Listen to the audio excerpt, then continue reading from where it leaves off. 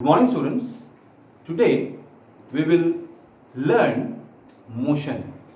But before we come to know about motion, firstly we should know what is rest.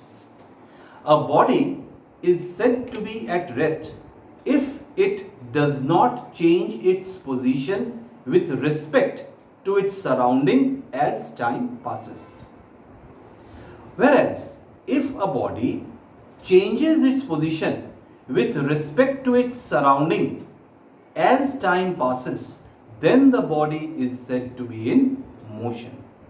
So it depends upon a stationary body which is in the vicinity of the body which you are describing. If the position of the body does not change with respect to a stationary body as time passes, then the body is said to be at rest. Whereas if the distance keeps on changing, if the position of the body keeps on changing with respect to a stationary body in its surrounding as time passes, then the body is said to be in motion. Now, rest and motion, both of these terms are not absolute, but they are relative. Now, what is the meaning of this absolute and relative? Absolute means which is universally true. For example, the sun rises in the east. No change in it. The earth moves around the sun. That is true. Universally accepted.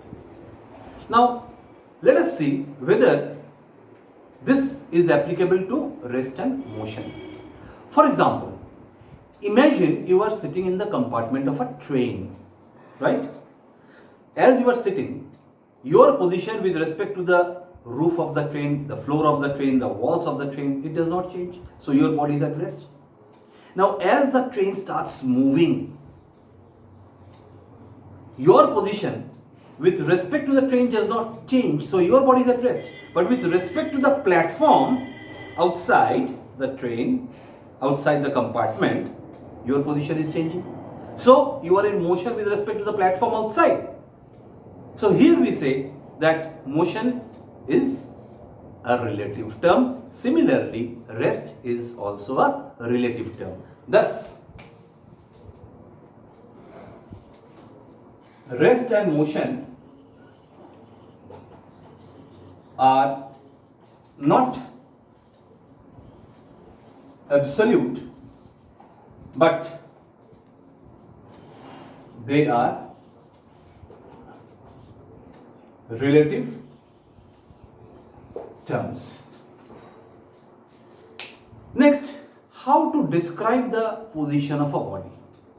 For describing the position of a body, we need a reference point. For example, supposing anybody asks you, where do you live in Dhanbad?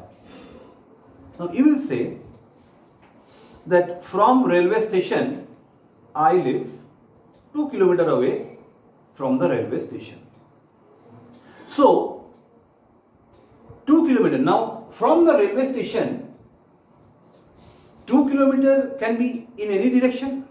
So, you have to specify a direction that my house is located 2 kilometers towards the west from the railway station.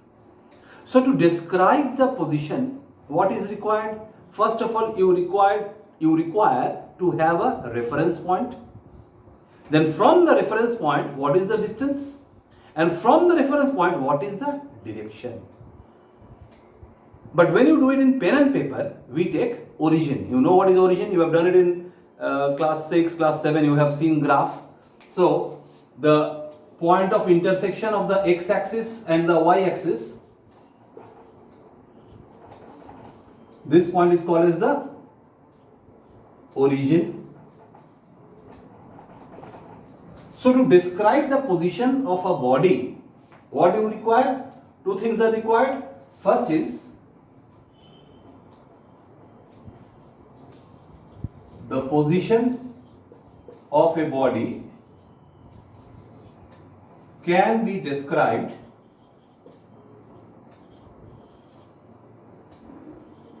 by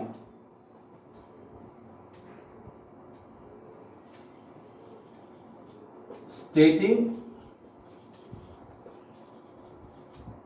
the distance of the body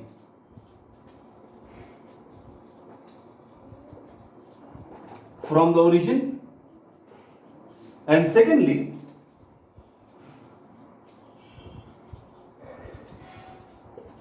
the direction of the body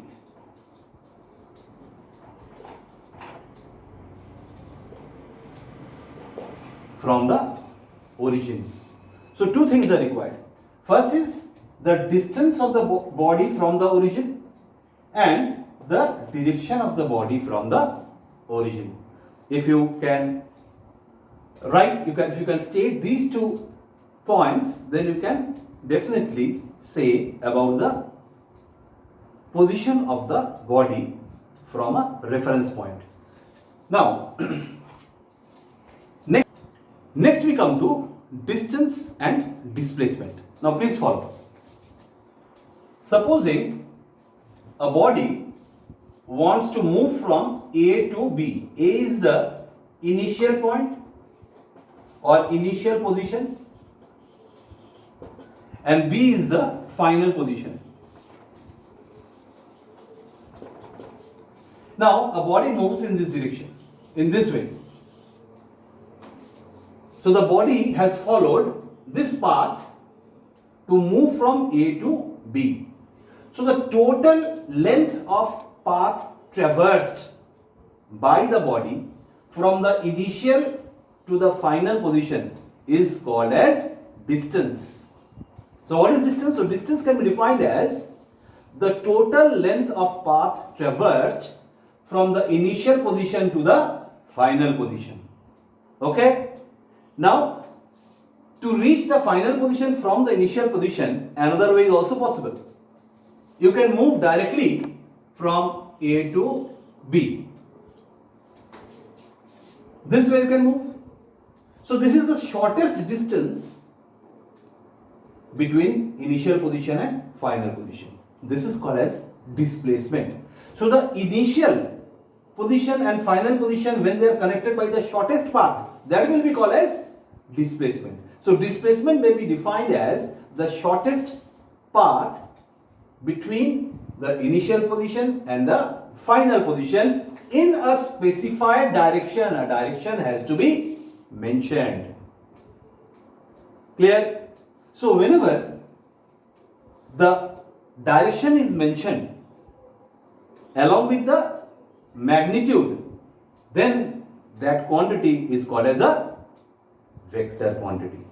Now let us come to briefly about physical quantity. Now what is a physical quantity? What is a physical quantity? Any quantity which can be measured is called as a physical quantity.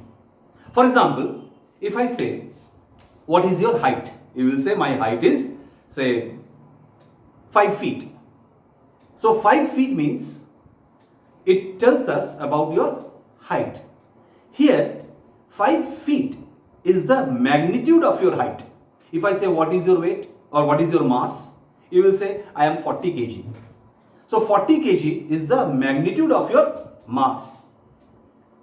So here another term comes here, that is called as magnitude. These are very important terms in physics which will be used quite often. Now what is this magnitude? Magnitude has 2 parts. One is a numerical value followed by a unit. So when you said your height is 5 feet, 5 is the numerical value, feet is the unit. When you said your mass is 40 kg, 40 is the numerical value, kg is the unit. So this is called as magnitude. So remember, any physical quantity which has only magnitude, they are called as scalar quantity.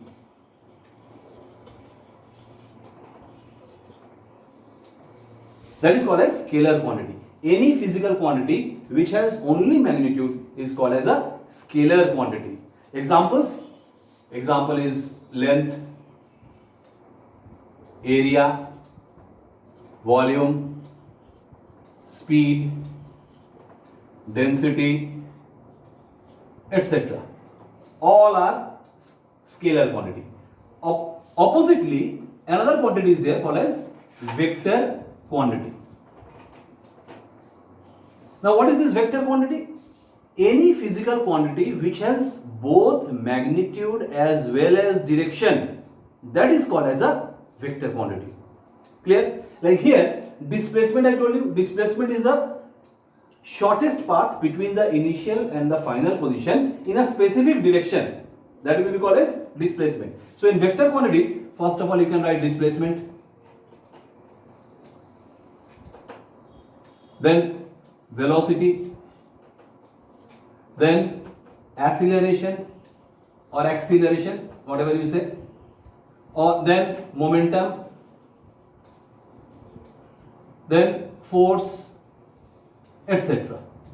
So all these are vector quantities because it has both magnitude as well as direction.